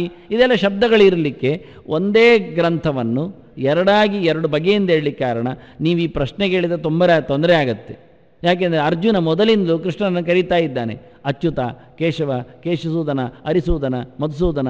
ಅಯ್ಯ, ಕರಿಬಾರ್ದ ಆ ಲೆಕ್ಕದಲ್ಲಿ? ನಿಮಗೆ ಒಂದೇ ಕರಿಬಾರ್ದ? ಕೃಷ್ಣ ಕೃಷ್ಣ ಕೃಷ್ಣ ಹೇಳಬಾರ್ದ? ಅಯ್ಯ, ನಾಮ ವೈವಿಧ್ಯದಿಂದ ಭಗವಂತನಿನ ಗುಣಚಿಂತನೆ ಗಮ್ಮತ್ತಾಗತ್ತೆ. ಒಂದೇ ಶ್ಲೋಕದಲ್ಲಿ 3 ಬಗೆಯಿಂದ ಕರೀಬೋದು. ಋಷಿಕೇಶ, ಸನ್ಯಾಸಂಚ ಮಹಾಬಾಹೋ, ತ್ಯಾಗಂಚ ಹೇಳಿಕೊಂಡು ಬೇರೆ ಬೇರೆ ಈ ಶಬ್ದಗಳನ್ನು ಬಳಸಿಕೊಳ್ಳುವಲ್ಲಿ ಅವನಲ್ಲಿರತಕ್ಕ ವಿಶೇಷಣದಿಂದ ಪ್ರಶ್ನೆಯಲ್ಲಿರತಕ್ಕ ನಮ್ಮ ಅಭಿಪ್ರಾಯವನ್ನು ಹೇಳಲಿಕ್ಕೆ ಬರುತ್ತೆ. ಆದ್ದರಿಂದ ಸಾಂಖ್ಯೀಕೃತ ಅಂತ ಹೇಳುವ ಗ್ರಂಥವೇ ಗುಣಸಂಖ್ಯಾನ ಹೇಳುವಾಗ, ಇದು ಗುಣದ ಬಗ್ಗೆ ಮಾತಾಡುವಾಗ ಗುಣಸಂಖ್ಯಾನ ಹೇಳುವುದು ಚೆನ್ನಾಗಿದೆ. 4-5 ಪದವಿಯನ್ನು ಪಡೆದ ಅಧ್ಯಾಪಕರನ್ನು, ವ್ಯಕ್ತಿಯನ್ನು, ಪಂಡಿತನನ್ನು ಆಯಾ ವಿಷಯಕ್ಕನುಗುಣವಾಗಿ ಪರಿಚಯಿಸುವುದು ಚಂದ ಹೊರತು ಇನ್ನೇನೂ ಅಲ್ಲ. ಅವನು ಮಹಾಭಾರತದಕ್ಕೆ ಮಾತಾಡುವಾಗ ಅವನು ಭಾರತದ ಬಗ್ಗೆ ಚೆನ್ನಾಗಿ ಪ್ರವಚನ ಮಾಡಿದ್ದಾರೆ ಹೇಳುವುದು ಚಂದ ಹೊರತು ಅವರು ಒಳ್ಳೆಯ ರೀತಿಯಿಂದ ಜೀವನ ಶೈಲಿಯನ್ನು ಹೇಳಿಕೊಡ್ತಾರೆ, ಅದು ಉಪಯೋಗ ಏನು? ಅದು ಪ್ರಯೋಜನ ಇಲ್ಲ. ಅದು ಇರಬಹುದು, ಇದು ಹೇಳದದು ಹೇಳುವುದರಲ್ಲಿ ಔಚಿತ್ಯ ಇಲ್ಲ. ಅದು ರಾಮಾಯಣವನ್ನು ಚೆನ್ನಾಗಿ ತಿಳ್ಕೊಂಡಿದ್ದಾರೆ, ಇವತ್ತು ಮಹಾಭಾರತ ಪ್ರವಚನ ಮಾಡ್ತಾನೆ, ನೆಗಾಡಲಿಕ್ಕೆ ಬರುತ್ತೆ. ಅಲ್ಲ, ರಾಮಾಯಣ ತಿಳ್ಕೊಳ್ಳಿ, ಮಹಾಭಾರತಕ್ಕೆ ಏನು ಸಂಗತಿ? ಅದರ ಬಗ್ಗೆ ಹೇಳಬೇಕು. ರಾಮಾಯಣವನ್ನೂ ತಿಳಿದಿದ್ದಾರೆ, ಮಹಾಭಾರತವನ್ನು ಹೇಳ್ತಾನೆ, ಸರಿ ಆಗು. ಅದನ್ನ ಗುಣಸಂಖ್ಯಾನ ಹೇಳಿದ್ದು ಗುಣದ ಬಗ್ಗೆ ಅದರಲ್ಲಿ ಹೆಚ್ಚು ಇದೆ ಒತ್ತು, ತ್ರಿಗುಣಗಳ ಬಗ್ಗೆ ಹೆಚ್ಚು ಒತ್ತು ಕೊಟ್ಟಿದ್ದಾರೆ. ಆದ್ದರಿಂದ ಸಾಂಖ್ಯ ಸಿದ್ಧಾಂತದಲ್ಲಿ ಗುಣಸಂಖ್ಯಾನ ಎನ್ನುವುದೊಂದು ದೊಡ್ಡ ಪ್ರಮೇಯದ ಔಚಿತ್ಯ. ಇವತ್ತು ನಾನು ಗುಣತ್ರಯದ ಬಗ್ಗೆ ಹೇಳೋದ್ರಿಂದ ಗುಣಸಂಖ್ಯಾನ ಹೇಳುತ್ತೇನೆ ಅಂತಾನೆ. ಒಂದು ನಾಮಗಳ ಬಗ್ಗೆ ಒಂದು ಗಮ್ಮತ್ತು. ಅಲ್ಲಿ ನೀವು ಇದ್ದದ್ರಲ್ಲಿ ಕೂಡಿಸ್ಲಿಕ್ಕೆ ಬರ್ತೀರಿ ಅಷ್ಟೇ ಹೊರತು ಹೌದು ಎನ್ನುವುದಕ್ಕೆ ಖಾತ್ರಿ ಏನು ಅಂತ ಅಲ್ಲ. ಕೃಷ್ಣ ಹೇಳಿದರೆ ಸಾಲದ? ಹೌದು ಹೇಳಲಿಕ್ಕೆ ಕೃಷ್ಣನೇ ಹೇಳಿದ್ದು ನಮಗೆ ಸಾಕ್ಷಿ. ಅಲ್ಲ, ಕೃಷ್ಣ ಹೇಳಿದ್ದಾನೆ, ನೀವು ಒತ್ತಾಯ ಮಾಡಿ ಹೇಳ್ತೀರಿ, ನಿಮಗೆ ಎಲ್ಲಿ ಕೃಷ್ಣ ಬಂದು ಹೇಳಿದ್ದಾನೆ? ಅದು ಹೌದು. ಮತ್ತೆ ಹಾಗಾಗಿ ಇದಕ್ಕೆ ಇನ್ನೊಂದು ಪುರಾವೆ ಕೊಡದಿದ್ದರೆ ನಮಗೆ ಸಂಶಯ ಪ್ರವೃತ್ತಿ ಆಗುವುದಿಲ್ಲ, ನಿವೃತ್ತಿ ಆಗುವುದಿಲ್ಲ, ಸಾಕು ಕಾಣುವುದಿಲ್ಲ. ಆಗತ್ತೆ, ತೃಪ್ತಿ ಆಗತ್ತೆ, ಅದು ಒತ್ತಾಯದ ತೃಪ್ತಿ. ಆಯಿತು, ಇಷ್ಟರಲ್ಲಿ ಒಪ್ಪಿಕೊಳ್ಳುತ್ತೇವೆ ಅಂತ ಅದಿಲ್ಲ. ಭಾಗವತದಲ್ಲಿ ಕಪಿಲನ ಬಗ್ಗೆ ಮಾತಾಡುವಾಗ, ಕಪಿಲನ ರಕ್ಷಣೆ ಕೇಳಿಕೊಳ್ಳುವಾಗ ನಾರಾಯಣ ವರ್ಮ ಹೇಳುತ್ತದೆ, ಪಾಯಾದ್ ಗುಣೇಶಃ ಕಪಿಲ ಕರ್ಮ ಬಂಧಾತು ಅಂತ. ಗುಣೇಶಃ ಶಬ್ದ ಆಗ್ತದೆ. ಸಾಂಖ್ಯಶಾಸ್ತ್ರವನ್ನು ಹೇಳಿದ ಕಪಿಲ, ಸಾಂಖ್ಯಸ್ಯ ವಕ್ತ ಕಪಿಲಃ ಅಂತ ಏನುಂಟು, ಪಂಚಮ ಕಪಿಲೋ ನಾಮ ಸಿದ್ಧೇಶಃ ಕಾಲವಿಪ್ಲುತಂ ಪ್ರೋವಾಚ ಆಸುರಯೇ ಸಾಂಖ್ಯಂ ತತ್ವಗ್ರಾಮ ವಿನಿರ್ಣಯಂ. ಕಪಿಲ ಹೇಳಿದ್ದು ಸಾಂಖ್ಯಶಾಸ್ತ್ರ, ಸಾಂಖ್ಯೇ ಕೃತ ಅಂತ ಹೇಳಿದ್ದು ಸರಿಯೇ. ಸಿದ್ಧಾನಾಂ ಕಪಿಲೋ ಮುನಿಹಿ ಅಂತ ಹಿಂದೆ ಕೃಷ್ಣ ವಿಭೂತಿ ರೂಪಗಳಲ್ಲಿ ಅದನ್ನು ಉಲ್ಲೇಖ ಮಾಡಿದ್ದಾನೆ, ಬೇಕು ಅಂತಲೇ ಮಾಡಿದ್ದಾನೆ, ಯಾಕೆಂದರೆ ಮುಂದೆ ಬೇಕಾಗತ್ತೆ ಅಂತ. ಕರ್ಮ ಸಿದ್ಧಾಂತದ ಹರವನ ಬಗ್ಗೆ ನಾನು ಮಾತಾಡಬೇಕಾದ್ರೆ ನಾನು ಕಪಿಲನ ಬಗ್ಗೆ ಉಲ್ಲೇಖ ಮಾಡಲೇಬೇಕಾಗತ್ತೆ. ಕರ್ಮ ಸಿದ್ಧಾಂತದ ಗ್ರಂಥವನ್ನು, ಸಾಂಖ್ಯಶಾಸ್ತ್ರವನ್ನು ಕೊಟ್ಟದ್ದೇ ಅವನು. ಲೋಕದಲ್ಲಿ ಕಳ್ಕೊಂಡಿದ್ದಾರೆ ಜನದ ವಿಷಯ ಬೇರೆ, ಇನ್ಯಾರೋ ಕೊಟ್ಟದ್ದನ್ನು ಇಟ್ಕೊಂಡಿದ್ದಾರೆ, ಅದು ಹೌದೇ, ಹೆಚ್ಚಾಗಿ ಹಾಗೆ ಆಗುವುದುಂಟು. ಹಾಕಿಕೊಟ್ಟದ್ದನ್ನು ಎಸೆದು ಬಿಟ್ಟು ಬೇಡದಿದ್ದನ್ನು ತುಂಬಿಸಿಕೊಳ್ಳುವುದುಂಟು, ಯಾವಾಗಲೂ ಹಾಗೆ. ಈ ಲೋಕಕ್ಕೆ ನಾವು ಬಂದಾಗ ಬೇರೆ ದೃಷ್ಟಾಂತ ಕೊಟ್ಟು ಹೇಳುವ, ಅದಕ್ಕಿಂತ ಕಷ್ಟದ್ದು, ಸುಲಭದ್ದು. ಏನೋ ಉಡುಪಿಗೆ ಹೋಗಿ ಆಯಿತು, ಪರ್ಯಾಯ ನೋಡಿ ಮತ್ತೆ ದೇವರ ಪ್ರಸಾದವನ್ನು ತರಬೇಕು ಅಂತ ಕೈಯಲ್ಲಿ ದುಡ್ಡಿಟ್ಟು ತಂದೆ ಕಳಿಸಿದ್ದಾನೆ. ಹೋಗಿ ಬಾ, ಇದು ಹೋಗಿ ಬರುವ ಖರ್ಚು, ಇದರಲ್ಲಿ ಉಳಿಕೊಳ್ಳುವ ಖರ್ಚು, ಇದರಲ್ಲಿ ತಿನ್ನಲಿಕ್ಕಿರುವ ಖರ್ಚು, ಇದರಲ್ಲಿ ಪ್ರಸಾದಕ್ಕೆ ಸೇವೆಗಿರೋ ಖರ್ಚು ಕೊಟ್ಟಿದ್ದಾನೆ. ಪ್ರತ್ಯೇಕವಾಗಿ ಲೆಕ್ಕಾಚಾರ ಮಾಡಿ ತಂದಿದ್ದಾನೆ. ಇಲ್ಲಿ ಬಂದ ನಂತರ ಆಹಾ ದೀಪ, ಆನಂತರ ಬೀದಿ ಎಲ್ಲ ನೋಡಿಕೊಳ್ಳುವಾಗ, ಆ ಮೇರಿ ರೌಂಡ್ ಮತ್ತೊಂದಿನ್ನು ನೋಡಿಕೊಳ್ಳುವಾಗ, ಅಲ್ಲಿ ಪ್ರದರ್ಶನಾಲಯ, ಆ ಕರಾವಳಿ ಉತ್ಸವ ಮತ್ತು ವಿಕರಾಳ ಉತ್ಸವ, ಈ ಕರಾಳ ವಿಕರಾಳ ಉತ್ಸವಗಳನ್ನೆಲ್ಲ ನೋಡಿಕೊಳ್ಳುವಾಗ ಈ ವಾಸ್ತವ ಕೃಷ್ಣ ಉತ್ಸವ ಕಳೆದೋಗುತ್ತದೆ. ದುಡ್ಡು ಖಾಲಿಯಾಗಿದೆ, ಪರ್ಯಾಯ ಬರೋ ಮುಂಚೆಯೇ ಖಾಲಿಯಾಗಿದೆ. ಮತ್ತು ಯಾರ ಹತ್ರ ಬೇಡಿಕೊಂಡು ಕಾಡಿಕೊಂಡು ಒದ್ದಾಡಿಕೊಂಡು ಹೇಗೋ ಊರು ಸೇರಿದ್ದಾನೆ. ಎಲ್ಲಿ ಪರ್ಯಾಯ ದಿವಸ ಊರಲ್ಲಿದ್ದಾನೆ. ಏನಯ್ಯ ಪರ್ಯಾಯ ಮುಗೀತಾ? ಅದು ನನ್ನ ಪರ್ಯಾಯ ಆಯಿತು ಅಂದಾನೆ. ಎಲ್ಲಿ ನೋಡಿ, ಇಲ್ಲ, ಎಲ್ಲಿಂಡು ಪ್ರಸಾದ, ಸೇವೆ ಎಲ್ಲಿಂಡು? ಅದು ಯಾವುದಕ್ಕೂ ಬರಲಿಲ್ಲ, ಹೋಗಿ ಬಿದ್ದುಕೊಂಡದ್ದೇ ಆಯಿತು. ಎಲ್ಲ ಎದ್ದುಕೊಳ್ಳುವಲ್ಲಿ ಇಲ್ಲಿ ಬರುವ ಅಂತ ಆಯಿತು, ಎಲ್ಲ ಖಾಲಿ ಆಯಿತು. ಬಂದ ಉದ್ದೇಶ ಏನು ಆಗಲಿಲ್ಲ, ಸಫಲ ಆಗದೆಯೇ ಕಳೆದೋಯಿತು ವಾಸ್ತವ. ಹಾಗೆ ನಾವು ಬಂದದ್ದು ಯಾಕೆ ಗೊತ್ತಿಲ್ಲ, ಏನು ಕೊಟ್ಟು ಕಳಿಸಿದ್ದಾರೆ ಆಗಲಿಲ್ಲ. ಏನು ಕೊಟ್ಟು ಕಳಿಸಿದ್ದಾರೆ ಎನ್ನುವುದು ದೊಡ್ಡದು ಮಾಡಿಕೊಳ್ಳುವಂಥ, ಉಪಯೋಗಿಸಿಕೊಳ್ಳುವಂಥದ್ದು, ಅದನ್ನು ಉಳಿಸಿಕೊಳ್ಳುವಂಥದ್ದು ಆಗದೇ ಹಾಳು ಮಾಡಿಕೊಂಡೆ. ಆದ್ದರಿಂದ ಅವನು ಪಾಯಾದ್ ಗುಣೇಶಃ ಕಪಿಲಃ ಕರ್ಮ ಬಂಧಾತಂದ. ನಿನ್ನ ಕರ್ಮ ಚೌಕಟ್ಟಿನಲ್ಲಿ ಬರತಕ್ಕಂಥ ಲೆಕ್ಕಾಚಾರ ಎಲ್ಲಿ ತಪ್ಪಿದೆ ನೋಡು. ಅದಕ್ಕೆ ಪ್ರೋಚ್ಯತೆ ಗುಣಸಂಖ್ಯಾನೆ ಅಂದ. ನೀನು ಸಾತ್ವಿಕವಾಗಿ ನಡೆಸಿಕೊಂಡಾಗ ಎಷ್ಟು ಉಳಿತಾಯ ಮಾಡಿಕೊಳ್ಬೋದಿತ್ತು, ಊರ್ಧ್ವಗತಿಯಲ್ಲಿ ಹೋಗ್ಬೋದಿತ್ತು. ರಾಜಸವಾಗಿ ದುಡಿಸಿಕೊಂಡಾಗ ಎಷ್ಟು ಅದಲು ಬದಲಾಗಿದೆ, ಅದರ ಬದಲಿಗೆ ಇದಕ್ಕೆ ಹಾಕ್ಬೋದಿತ್ತು, ಇದರ ಬದಲಿಗೆ ಅದಕ್ಕೆ ಹಾಕ್ಬೋದಿತ್ತು, ಆಗ್ತದೆ, ಹೆಚ್ಚಾಗಿ ಆಗುತ್ತೆ. ಹೌದು, ಖರ್ಚು ಮಾಡಲಿಕ್ಕಿರುವುದು ಒಂದಿಷ್ಟೇ ಮೊತ್ತ ನಮ್ಮ ಕೈಯಲ್ಲಿ, ಮತ್ತೆಲ್ಲ ಹಾಗೆಯೇ ಖರ್ಚಾಗಿರ್ತದೆ. ಉಳಿತಾಯ ಆದದ್ದು ಖರ್ಚು ಮಾಡಲಿಕ್ಕೆ ಒಂದಿಷ್ಟು ಇರ್ತದೆ. ಅದು ಎಲ್ಲಿ ಹಾಕುವುದು, ಹೇಗೆ ಹಾಕುವುದು, ಎಷ್ಟು ಹಾಕುವುದು, ಏನು ಹಾಕುವುದು ಅಂತ ಅದು ಕೊನೆಗೆ ಅದಲು ಬದಲಾಗಿರ್ತದೆ. ಹಾಕಿದ್ದು ಸರಿಯೇ ಹೋಗಿದೆ, ಆದರೆ ಅದರ ಬದಲಿಗೆ ಇದಕ್ಕೆ ಆಗ್ಬೋದಿತ್ತಲ್ಲ ಅಂತ ಮತ್ತೆ ತಲೆಗೆಡಿಸಿ ಮಾಡುವುದೇನಾದರೂ ಉಂಟು ಆಗುವುದು. ತಾಮಸರಿಗೆ ಆ ಗೊಂದಲವೇ ಇಲ್ಲ, ಯಾಕೆಂದರೆ ಅವರಿಗೆಲ್ಲ ಬಾಗಿಲು ಮುಚ್ಚಿದೆ, ಕೆಟ್ಟದ್ದು ಮಾತ್ರ ತೆರೆದಿದೆ. ಅವರಲ್ಲಿ ಹಾಕಿರ್ತಾರೆ, ಹೊಂಡಕ್ಕೆ ಹಾಕಿರ್ತಾರೆ, ಹೊಂಡಕ್ಕೂ ಬಿದ್ದಿರ್ತಾರೆ. ಹೀಗೆ ಇಲ್ಲಿರತಕ್ಕಂಥ ಗುಣ ಸಂಖ್ಯಾನ ಅದನ್ನು ಉಲ್ಲೇಖ ಮಾಡಲಿಕ್ಕೆ ಕಪಿಲನ ಬಗ್ಗೆ ಹೇಳಿತ್ತು. ವಾಸ್ತವವಾಗಿ ಕಪಿಲ ಗುಣತ್ರಯವನ್ನು ಯಾವ ನಮೂನೆಯಲ್ಲಿ ಜ್ಞಾನದ ನೆಲೆಯಲ್ಲಿ ನೋಡಿಕೊಳ್ಳಲಿಕ್ಕೆ ಬರುತ್ತೆ ಅಂತ ಹೇಳಿದ್ದಾನೆ. ಆದ್ದರಿಂದ ಅವನನ್ನು ಗುಣೇಶಃ ಅಂತ ಕರೆದರು. ಕಪಿಲನನ್ನು ಇನ್ನೊಂದು ಶಬ್ದದಿಂದ ಪಾಯಾದ್ ಗುಣೇಶಃ. ಇದೆಲ್ಲ ಗೌಣವಾದ ಪ್ರಪಂಚ, ಇದೆಲ್ಲ ತತ್ವಗಳು ಗೌಣವಾದದ್ದು. 24 ಗುಣೀಭೂತವಾದ ವಸ್ತುಗಳು, ಅದರಲ್ಲಿ ಈಶ ಅವನು 25ನೇ ಪಂಚವಿಂಶ ಪ್ರಕೀರ್ತಿತ. ಅದರಿಂದ ಗುಣೇಶ, ಅದಕ್ಕೆ ಗುಣ ಸಂಖ್ಯಾನೆ ಅಂದದ್ದು. 24ರಲ್ಲಿ ಇಡೀ ಪ್ರಪಂಚವನ್ನು ಲೆಕ್ಕ ಮಾಡಿದ ಅದೇ ಸಾಂಖ್ಯ. ಸಾಂಖ್ಯ ಅಂದರೆ ಗುಣಸಂಖ್ಯಾನೆ ಅಂದರೆ ಅರ್ಥ ವ್ಯತ್ಯಾಸ ಎಲ್ಲಿ ಉಂಟಯ್ಯ ಕೇಳ್ತಾರೆ. ಈಗ ಸಮ ಆಯ್ತಲ್ಲ. ಸಾಂಖ್ಯಂನ ಎಂಥದ್ದು? ಸಾಂಖ್ಯಂ ಅಂದರೆ ಸಂಖ್ಯಾಶಾಸ್ತ್ರಂ. ಏನು ಸಂಖ್ಯೆ? ಗುಣಸಂಖ್ಯಾಶಾಸ್ತ್ರಂ. ಸರಿ ಆಯ್ತಲ್ಲ, ಗುಣಸಂಖ್ಯಾನ ಅಲ್ಲಿಗೆ ಬಂತಲ್ಲ. ಅಲ್ಲಿ ಬಿಡಿಸಿ ಹೇಳಲಿಲ್ಲ, ಇಲ್ಲಿ ಬಿಡಿಸಿ ಹೇಳಿದ್ದಾರೆ. ಸಾಂಖ್ಯೇ ಕೃತಾಂತೆ ಎನ್ನುವಲ್ಲಿ ಕೃಷ್ಣ ಸಂಖ್ಯಾಶಾಸ್ತ್ರದಲ್ಲಿ ಅಂದ. ಸಾಂಖ್ಯಶಾಸ್ತ್ರದಲ್ಲಿ, ಸಂಖ್ಯಾಶಾಸ್ತ್ರ ಅಂತ ಹೇಳಬಾರದು, ಸಂಖ್ಯಾಶಾಸ್ತ್ರ ಮತ್ತು ಗಣಿತಕ್ಕೆ ಹೋಗ್ತದೆ. ಗಣಿತ ಅಂದರೆ ಜ್ಯೋತಿಷಕ್ಕೆ ಹೋಗ್ತದೆ. ಸಾಂಖ್ಯಶಾಸ್ತ್ರ ಅಂತ ಹೇಳಿದರೆ ಕಪಿಲನಿಗೆ ಬರ್ತದೆ. ಸಾಂಖ್ಯಕ್ಕೂ ಸಂಖ್ಯಾಕ್ಕೂ ವ್ಯತ್ಯಾಸ. ಸಂಖ್ಯಾ ಅಂದರೆ ಲೆಕ್ಕ ಅಂತ ಅರ್ಥ ಮಾಡಿದರೆ ಹಾಗೆ, ಲೆಕ್ಕ ಅಂತ ಅರ್ಥ ಅಲ್ಲ, ಜ್ಞಾನ ಅಂತ ಅರ್ಥ ಮಾಡಿಕೊಳ್ಬೇಕು. ಇಲ್ಲಿ ಎರಡು ಅರ್ಥದಲ್ಲಿ ಮಾಡಿದ್ದಾನೆ. ಇಡೀ ಪ್ರಪಂಚವನ್ನು ಲೆಕ್ಕಾಚಾರದಲ್ಲಿ ಕುಳ್ಳಿರಿಸಿದ್ದು ಸಾಂಖ್ಯ, ಹೌದು, ಅಲ್ಲಿಯೂ ಲೆಕ್ಕ ಇದೆ, ಇಲ್ಲ ಯಾರು ಹೇಳಿತ್ತು. ಅವರು ಖಗೋಳದಲ್ಲಿನ ವಲಯಗಳನ್ನು ಲೆಕ್ಕ ಮಾಡಿಕೊಂಡು ಇವತ್ತಿನ ಅಥವಾ ನಾಳಿನ ಚರಿತದ ಬಗ್ಗೆ ಅಂದರೆ ಭವಿಷ್ಯದ ಬಗ್ಗೆ ಹೇಳುತ್ತಾರೆ. ಅದು ಲೆಕ್ಕದಲ್ಲಿ ಹೇಳುವುದು. ಆಚೆಯವನು ಹೋಗುವುದರಿಂದ, ಈಚೆಯವನು ಮುಟ್ಟುವುದರಿಂದ, ಅತ್ತಲಾಗಿ ಒಬ್ಬವನನ್ನು ನೋಡುವುದರಿಂದ ಇಷ್ಟದರ ಮೇಲಿನ ಪ್ರಭಾವಗಳು ವಾತಾವರಣ ಆಗ್ತದೆ ಹೇಳ್ತಾನೆ. ಇಷ್ಟೇ, ಮತ್ತೆಂದಿಲ್ಲ. ಗೋಚಾರ ಫಲ ಅಂದರೆ ಇಷ್ಟೇ, ಪ್ರತಿಯೊಬ್ಬರು ಬರೀದು ಅಷ್ಟರಲ್ಲೇ. ಇದನ್ನೇ ಲೆಕ್ಕ ಮಾಡುವ ವಿಧಾನ. ಎಷ್ಟು ದೃಷ್ಟಿಪಾತ ಆಗಿದೆ, ಯಾರ ದೃಷ್ಟಿಪಾತದಿಂದ ಯಾವುದು ಮೈನಸ್ಸು ಯಾವುದು ಕೂಡಿಸು ಆಗಿದೆ, ಇದನ್ನೆಲ್ಲ ನೋಡಿಕೊಳ್ಳೋದು. ಎಷ್ಟು ಸಮಯದವರೆಗೆ, ಒಂದು 2 ದಿನದ ಲೆಕ್ಕದಲ್ಲಿ ಇಲ್ಲ, ವಾರಗಟ್ಟಲೆ ಬಂದಾಗ ನೋಡಲಿಕ್ಕೆಲ್ಲ ಇದನ್ನೆಲ್ಲ ಲೆಕ್ಕ ಹಾಕಬೇಕು ಅವನು ಕೂತ್ಕೊಂಡು. ಇದಕ್ಕೆ ಗುಣಸಂಖ್ಯಾನ ಅಂತ. ಇಲ್ಲಿ ಗುಣ ಅಲ್ಲ, ಅದು ಸಂಖ್ಯಾ. ಅದು ಲೆಕ್ಕ ಮಾಡುವುದು ಅವರ ಗತಿಯಲ್ಲಿ, ಖಗೋಳದ ಗತಿ, ವಲಯದ ಗತಿಗಳು. ಇಲ್ಲಿ ಹಾಗಲ್ಲ, ಇಡೀ ಪ್ರಪಂಚವನ್ನೇ ಲೆಕ್ಕದಲ್ಲಿ ನಿಲ್ಲಿಸಿತ್ತು. ಇಡೀ ಬ್ರಹ್ಮಾಂಡದಲ್ಲಿರತಕ್ಕ ತತ್ವಗಳು ಪೂರ್ತಿ ನಮ್ಮ ಪಿಂಡಾಂಡದಲ್ಲಿ ಲೆಕ್ಕಾಚಾರ ಪ್ರಕಾರ ಇದೆ. 5 ಅಂದರೆ 5ವೇ, ಜ್ಞಾನೇಂದ್ರಿಯಗಳು 5, 6 ಇಲ್ಲ. ಒಳಗಿನ ಮನಸ್ಸು ಪ್ರತ್ಯೇಕ. ನಮಗೆ 5 ಜ್ಞಾನೇಂದ್ರಿಯಗಳು ಬಿಟ್ಟರೆ 6ನೆದ್ದು ಬರುವುದಿಲ್ಲ, 5 ಕರ್ಮೇಂದ್ರಿಯಗಳು 6ನೆದ್ದು ಇರುವುದಿಲ್ಲ. ಇದು ಹೆಚ್ಚಿನ ಅಂಶ. ಕಡಿಮೆ ಆಗುವುದುಂಟು. ಪ್ರಾಣಿಗಳಲ್ಲಿ ಇಂದ್ರಿಯಗಳು ಕಡಿಮೆ ಆಗ್ತವೆ, ಅವುಗಳಲ್ಲಿ ಕೈಯಲ್ಲಿದೆ. ಹಕ್ಕಿಗೆ ಕೈಯಲ್ಲಿ ಉಂಟು, ಅದು ಕಾಲು ಇರುವುದು 2 ಕಾಲು, ಕೈಯಲ್ಲ, ಅದು ತುರಿಸಿಕೊಳ್ಳುವುದು ಕಾಲಲ್ಲಿ.